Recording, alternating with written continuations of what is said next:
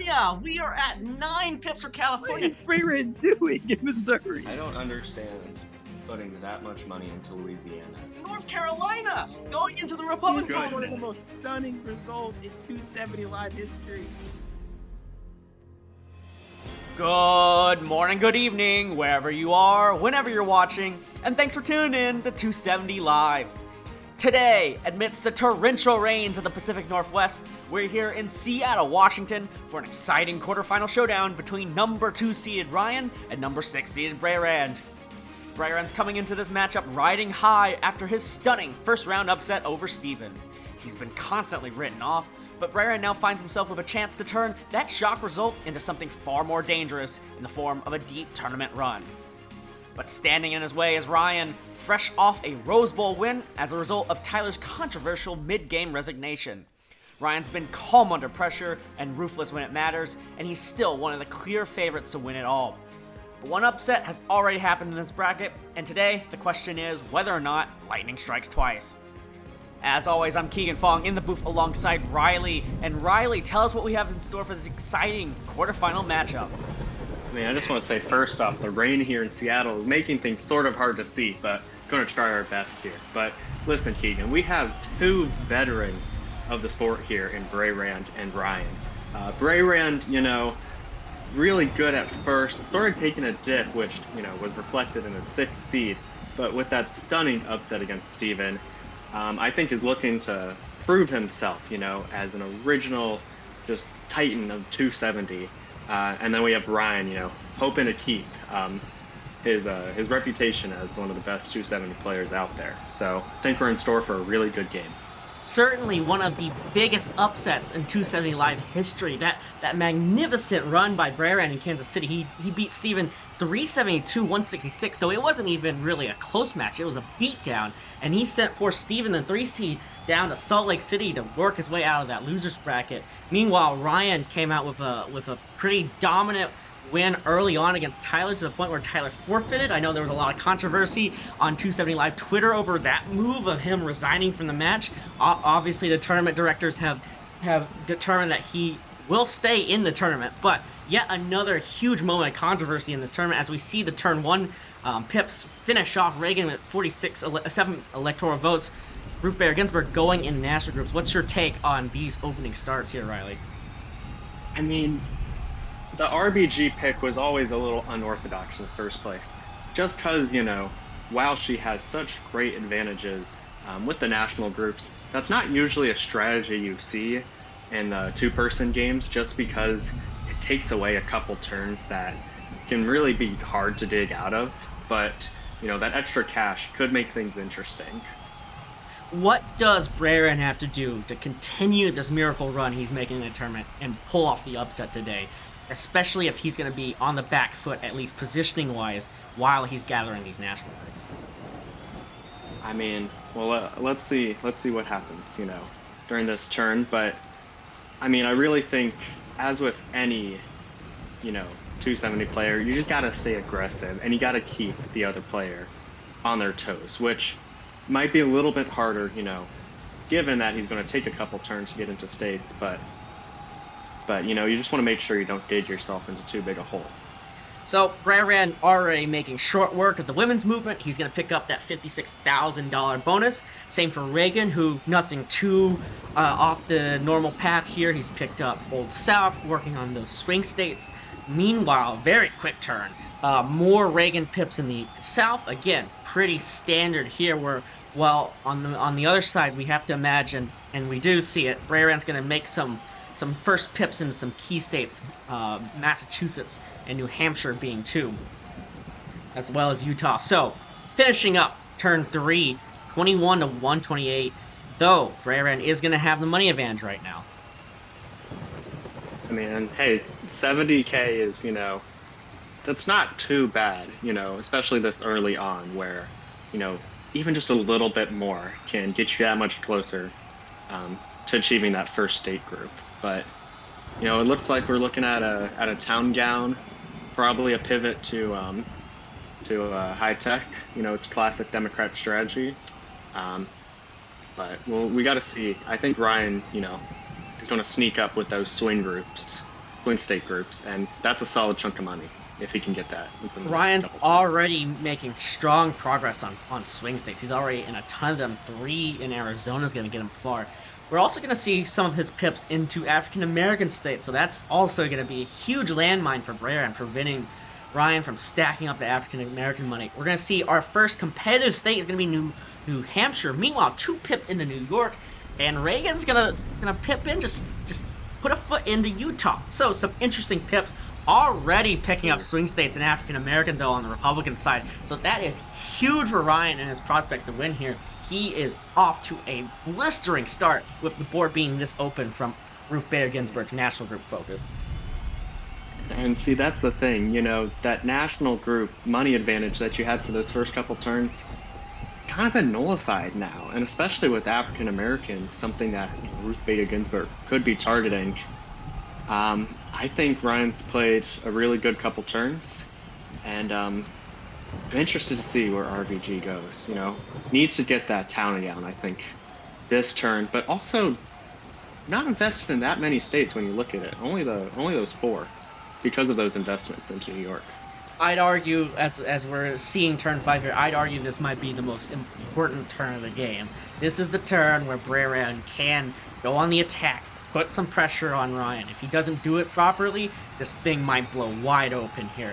As we're going to see pips that look like Brayrand's going to collect town and gown. Meanwhile, Reagan over the top of New Hampshire. That's a swing state in the Republican column, so a swing of 8 electoral votes.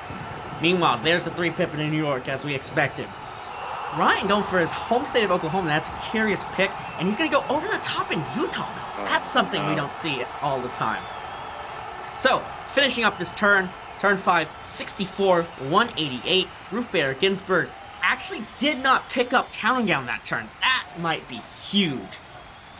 I mean, with those, with the swings in Utah and New Hampshire, and again, not that invested in other states. And Pennsylvania, that's going to be tough just considering the swing state money that Reagan and Ryan are going to have to burn. I would not want to be in RBG's shoes right now. This is a narrow map for her. Now, I do want to pick your brain here, Riley. Do you think Brayrand might be maybe deliberately playing a slower game in order to, in theory, build up that mathematical advantage you get from national groups? Is that maybe what we're seeing here? As we see, actually, I'm gonna hold on to that thought. We see him enter California. That's an early pip into California for the Democrat. Meanwhile, conflicts happening elsewhere. Pip into Minnesota, a pip into Nevada for Reagan. Pennsylvania is, I'm sure, going to get spicy as both candidates are in the Keystone State. Reagan going to enter Texas. So our 2 big states off the board on this turn 6, and more oil and gas states, the small ones just getting filled into the Reagan column. So already 131, 261 for Reagan. Town and gown is going to fall into Ruth's hands, but the money advantage is going to be huge here. And this is just, RBG obviously has to go into California, and will have enough to potentially 2 pip, but you got to worry about Pennsylvania, because I don't know if I see a good path without Pennsylvania for RBG. A very quick turn. Reagan in Alabama and Arkansas, sweeping that old South up. 1 pip into California here this turn. Reagan's going to go 3 in D.C., 3 in Delaware, some more African-American states. RBG's going to max out Iowa. That town and gown money coming in handy here, I guess. Meanwhile, Nevada, Reagan. New Mexico, Reagan. Pennsylvania's the big one. RBG's going to defend by 1-0 there on the Republican side. Tennessee up to 3. Texas up to 2 for Reagan. So, some interesting pips here as Wisconsin's going to go off the board here. 2 pip by Reagan. 131. Reagan's over that 270 mark already. 283. Again, it's just Brayrand is just not in enough states for me to really feel comfortable. I mean, he'll get California, but the export, the agriculture, the oil and gas, Hispanics, I mean, that's potentially nullified by Reagan, or not potentially, it will be nullified by Reagan getting Texas next turn.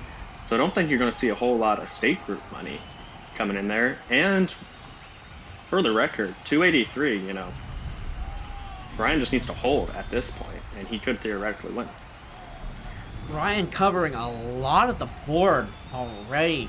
RBG in a scant few, a couple of those coastal states, the big ones, but the math is not in her favor right now. Turn's going to be over. Reagan 3 in Alabama. Roof's going to enter Arizona.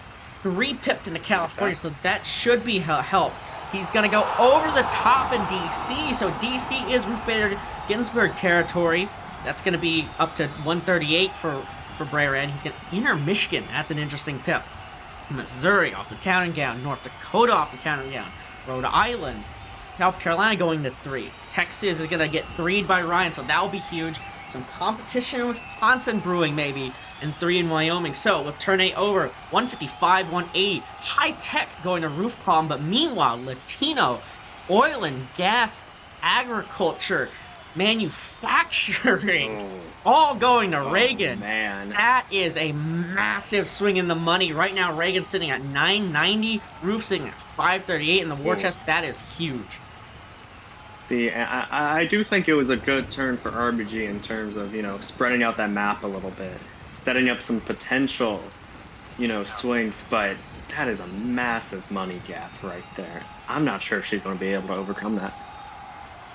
Meanwhile, Reagan pretty well entrenched in most of his states. There's a couple key ones here. It's the usual ones, Arizona, Michigan, Pennsylvania, but man, this map is closing up real quick, and Roof's got a lot of room to the ground to pick up here. And given the high tech, I don't understand.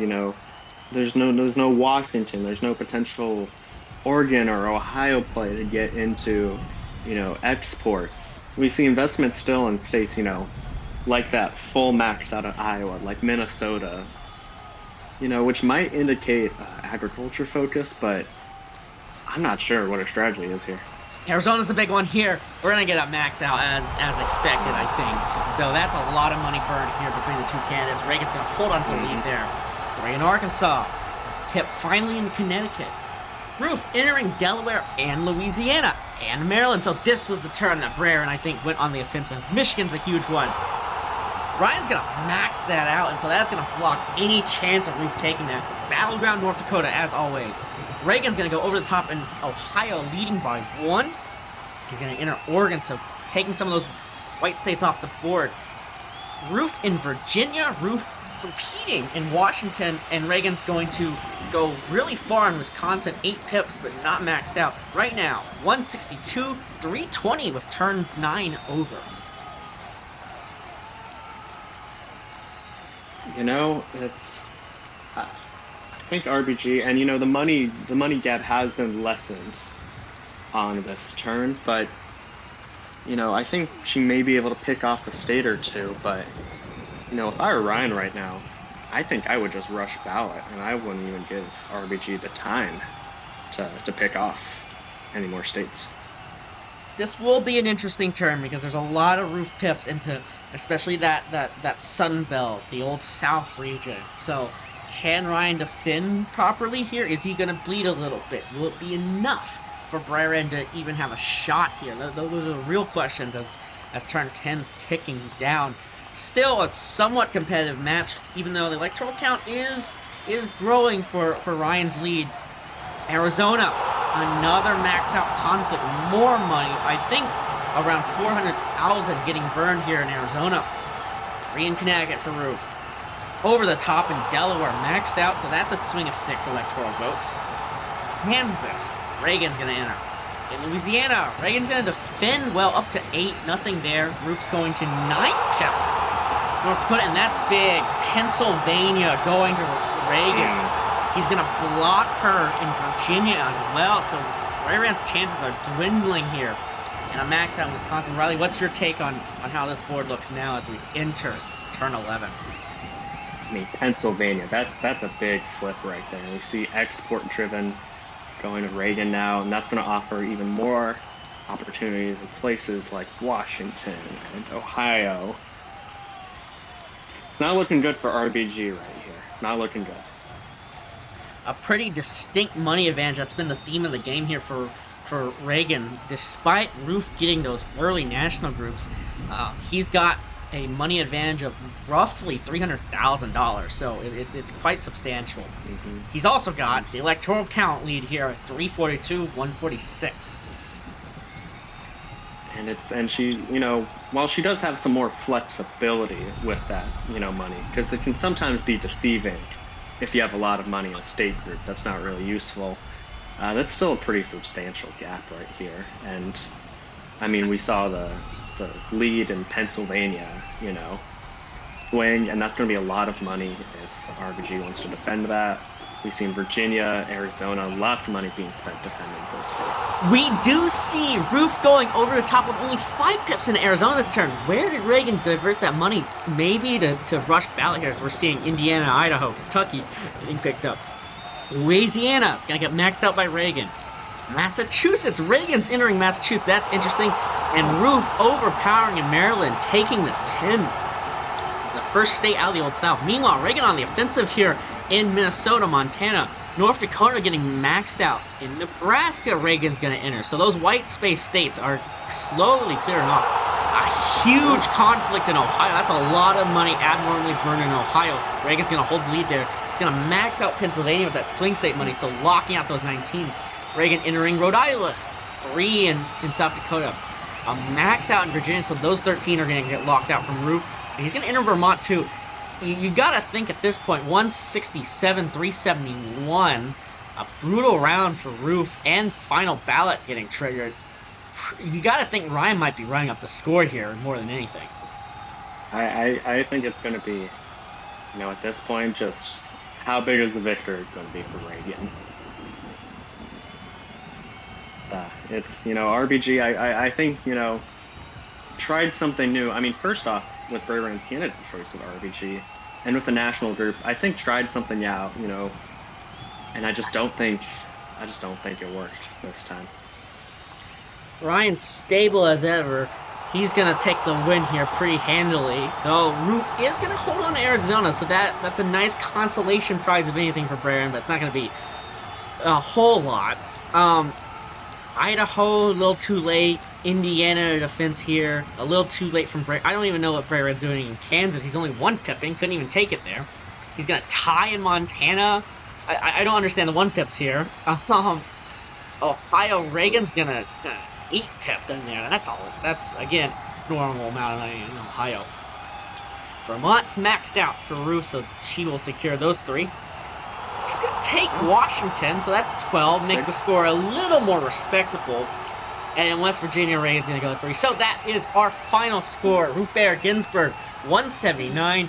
Ronald Reagan, 359. Brayrand losing to Ryan here in the second round. Pretty comprehensive win by Ryan, don't you say, Riley? I mean, yeah, it was... I don't think the game was ever out of Ryan's hands there, Just a pretty comprehensive beatdown in that round. So here's our final map. Like we said, a pretty comprehensive win for Ryan. We will see Ryan next in Madison Square Garden for the next round, facing off against the winner of you and I, actually. So that'll be an exciting matchup to see. Meanwhile, Brayrand will be sent down to Boston in the loser's bracket to be facing off against the winner of Jack Allen and Abigail. Meanwhile, Riley, I've heard you've made your way down to the field, and you've got our winner, Ryan, with you. Take it away. I do. Ryan, first off, I just want to say congratulations on the victory and, going to Madison Square Garden. When did you feel confident that you were going to win that, if you felt confident? I felt confident as soon as I saw the candidates that we had chosen. I feel very comfortable starting out of the Old South, and I got my opportunity.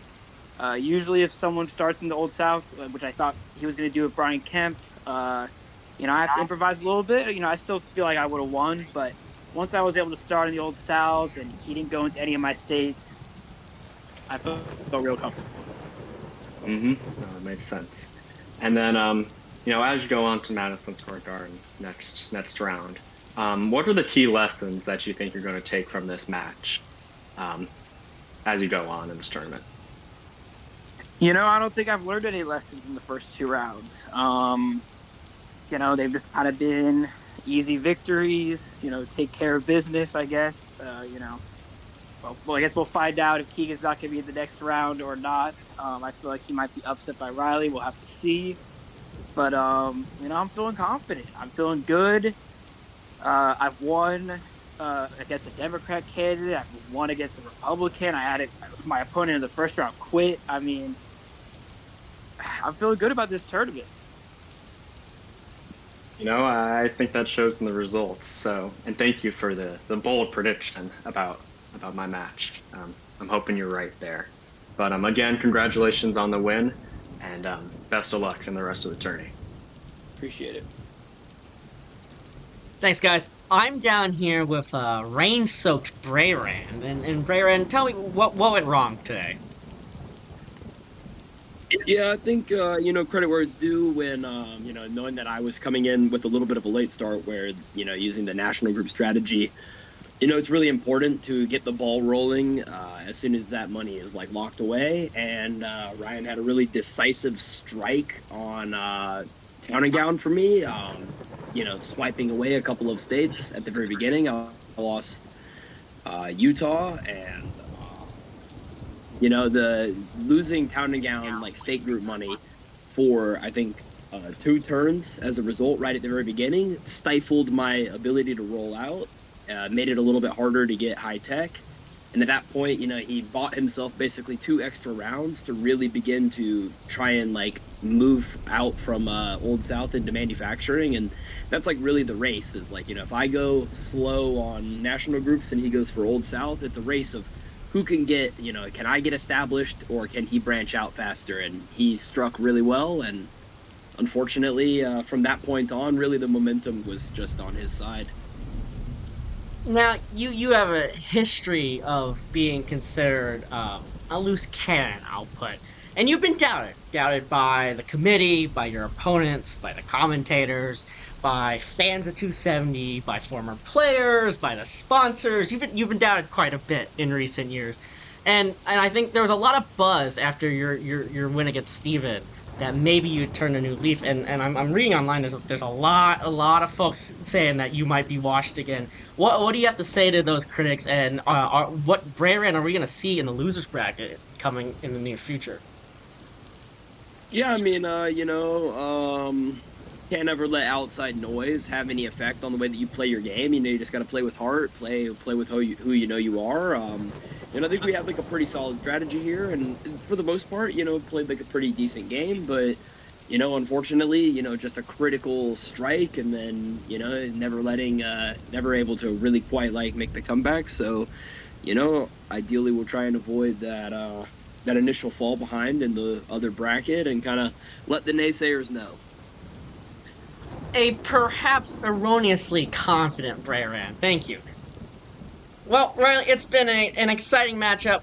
It will be an even more exciting matchup next time in New York City with the winner of this match, Ryan, facing off, like we said, against the winner between us. For all of our fans, thank you for watching, and as always, good night, Omaha.